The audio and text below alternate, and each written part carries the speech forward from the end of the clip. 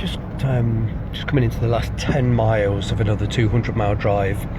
Once again, the car's been absolutely faultless, a true joy to drive.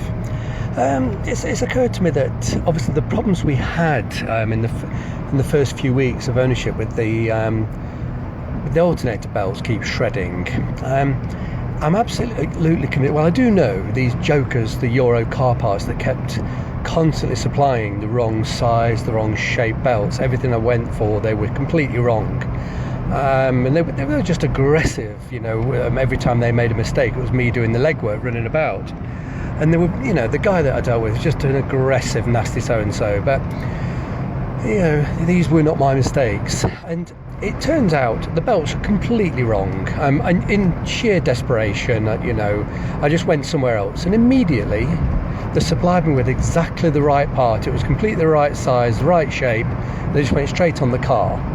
Now, the parts that were originally supplied by Eurocar Parts, they did not fit. There was no way they could be made to fit. They were massively different. So obviously going back and constantly complaining about this, they'd sort of mumble and moan and shuffle about and slam things about and come up with something that was a bit more like the right size. But clearly completely the wrong part. It sort of fitted, it went on, but it must have been the wrong sort of profile where it fits into the pulleys. Not massively different, but enough that it would rip the belts to shreds within, say, 1,000 miles. And that happened 3 times in quick succession. And, Euro car parts were absolutely convinced they were giving me the right part, so I sort of had to believe them, when we eventually got a part to fit the car. And so I was looking for things that could be wrong, with the car, with the pulleys, with the alternator, with, was there any fragments in the in the pulleys, anything that could be causing this. And sort of thought to myself, well, it's got to be an alignment issue. They're not aligned properly, the pulleys.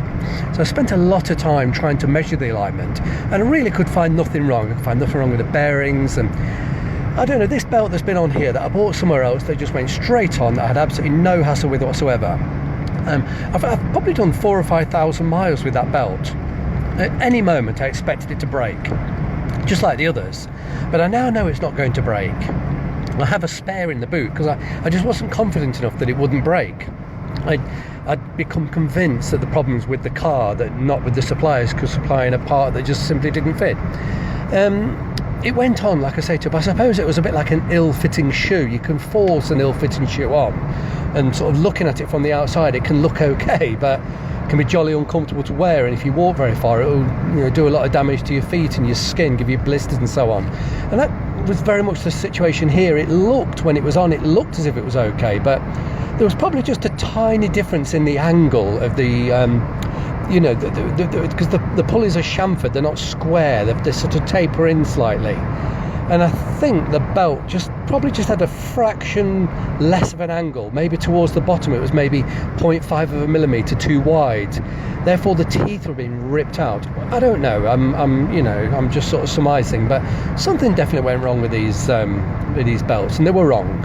And since getting the correct belt from another place, the car's just been faultless. And I do have a spare in the boot, but I suspect I'm not going to need it. But it just goes to show you, doesn't it? You trust parts suppliers and they give you all the flannel, convincing you've made mistakes and the car's wrong. And but there we go. I buy a lot of pieces for this car, but I won't be buying anything else from Euro Car Parts.